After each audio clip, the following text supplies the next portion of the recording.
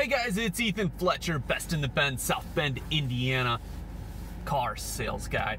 So for anybody that's watches me, follows me like on Facebook, and by the way, if you don't and you've seen some of my stuff and you think it would be kind of cool to follow me, it's not that cool, but I would super appreciate it. You can find me on Facebook, just type in hashtag Best in the Bend, and then should be the only Ethan Fletcher that is the Best in the Bend.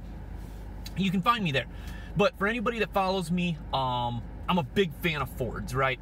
I have a Ford Escape, or I had a Ford Escape that I was leased for about a year, and then an opportunity came along for me to lease a 2017 Ford Escape in the lightning blue color, my favorite, and so, of course, I jumped on it because, man, this is an awesome car, okay? I love this car, but I wanted to do just kind of an honest review of it and give you folks some of my opinions on it. Now, first of all, as you can kind of see on the screen here, the Sport has a gray leather trimmed interior with suede inserts in it. I love and I hate this interior, okay?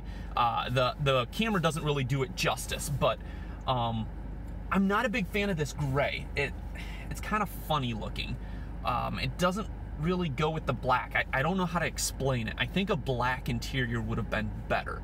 But I love the suede inserts, and the reason is because I live in the Midwest. I live in Indiana, and right now it's super cold. I mean, it's only 25 degrees, but when I woke up this morning, it was like 15 degrees out, so it's really cold. So you get in with leather, even though it has remote start, you know, your leather's cold in the wintertime, and then in the summertime, the leather gets super hot. So having the suede inserts to me is a lifesaver.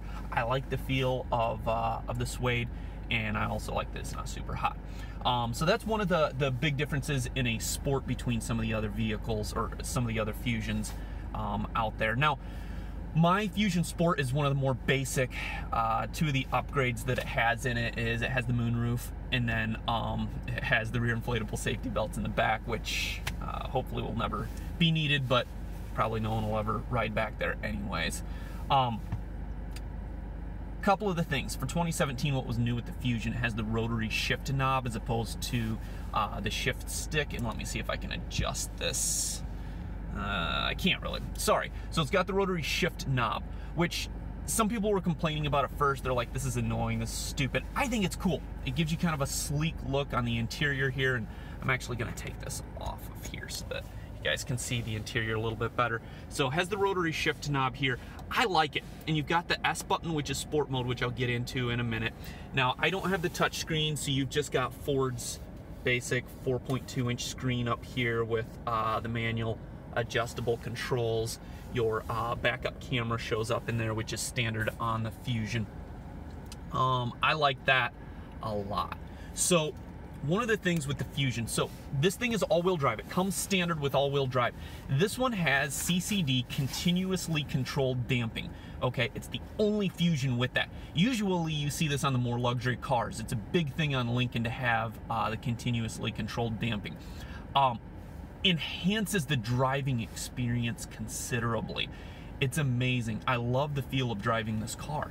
Okay, one of the things that does, so the I believe it's the shock absorbers. Sorry, I'm not real good on technical terms here, so you'll just have to bear with me. But I believe it's the shock absorbers. They're electronically controlled. So one of the things is, around here we have a ton of potholes, especially in the wintertime. And so as soon as the tire feels the lip of a pothole, it stiffens the suspension so that it doesn't take, that tire doesn't take the full force of that pothole, right? And once it senses it with the front tire, it's prepared for that pothole for the back tire. So you're not gonna have such a hard smash when you hit those potholes. The other thing about that is it has 46 different like preset conditions for your driving experiences. And like, I think it's every 50 milliseconds, it's sensing the road conditions and recalibrating so that whatever the road is like, whatever the driving conditions are like, the suspension is adjusting for that. Now, one of the other cool things, sport mode, when you put it in S, holy cow. First of all, this car is screaming fast. I love it. There's some haters out there who say it's not that great. Listen, I work at a Ford lot. I've driven Mustangs, I've driven Mustang GTs, Taurus SHOs. I've had some guys come in with their tuned cars. For a stock sedan, this thing is fast, and I love it. If you just want a vehicle that you don't have to do anything to do for a daily driver, go out and have a lot of fun, this is it. Now, when you put it in sport mode, knock your socks off, okay? Your RPMs are gonna, it allows the RPMs to rev higher, the shift points are different, allows it to go faster. It also uses that CCD to give you more of an aggressive, sporty feel, more in control when you're driving, okay? Hard to describe, obviously, but that's a lot of fun. So that's just my little quick review of this. I find this car to be a fun daily driver. I lease it. Not everybody likes to lease. Some people want to do things to their car and tune it. I've heard of a lot of guys doing some crazy things, getting ridiculous amounts of horsepower and torque out of this.